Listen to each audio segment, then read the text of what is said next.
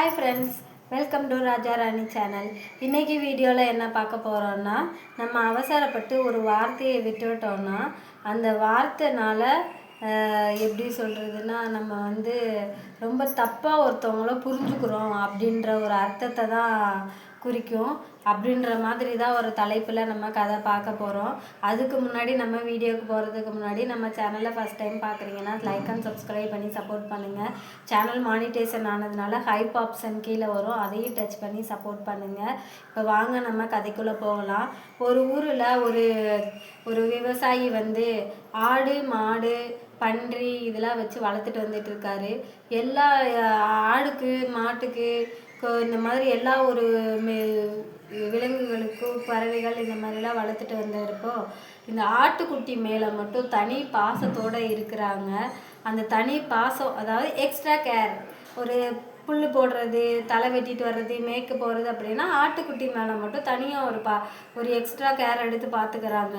இதை பார்த்துட்டு இருந்த இந்த பன்னிக்குட்டி, ஆட்டுக்குட்டி, மாட்டுக்குட்டி எல்லாம் பார்த்துட்டு என்ன பண்ணியிருக்கிறாங்க அப்படின்னா, அவங்க அதாவது சின்ன சின்ன விலங்கு, அந்த சின்னது குட்டிகளெல்லாம் பெரிய அம்மாக்கள் இல்லைன்னா ஆடு மாடு அந்த மாதிரி இருக்குல்ல, அதுங்கள்ட்ட கேட்குது.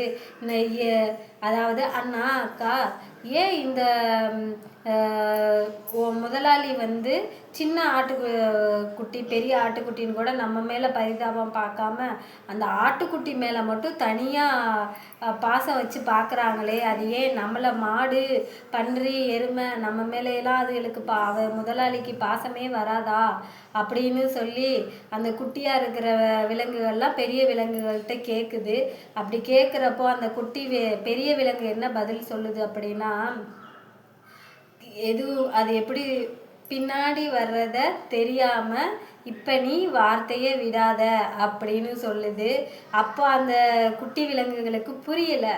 கொஞ்ச நாளையிலே அந்த முதலாளியோட பொண்ணுக்கு கல்யாணம் நடக்குது. அப்படி கல்யாணம் நடக்கிறப்போ அந்த முதலாளி என்ன பண்ணுறாங்க, வந்த விருந்தாளிகளுக்கெல்லாம் ஆட்டை வெட்டி வகை வகையாக சமைச்சு உணவளித்து நல்ல சந்தோஷமாக விருந்தினர்களை கவனித்து அனுப்பியிருக்காங்க.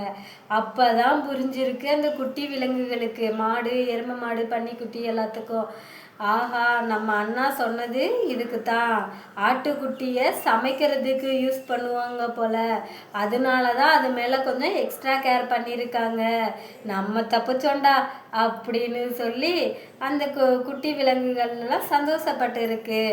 இதிலேருந்து நம்ம என்ன தெரிஞ்சுக்கணுன்னா, நம்ம அதாவது ஒருத்தர் மேலே ஒருத்தர் பாரபட்சம் காட்டாமல் இருக்கலாம், அதுவே நல்லது தான். இருந்தாலும் அப்படி பாரபட்சம் காட்டுனாலும் அது நல்ல விஷயத்துக்காக இருக்கும். இப்போ ஒருத்தவங்க நம்மளை வேண்டான்னு ஒதுக்கி வைக்கிறாங்கன்னா கூட அது ஏன் எதுக்குன்னு தெரியாமல் நம்மளா ஒரு கற்பனை பண்ணிக்கிட்டு ஒரு விஷயத்துக்கு போகிறோம் பார்த்தீங்களா, அதுதான் தவறு.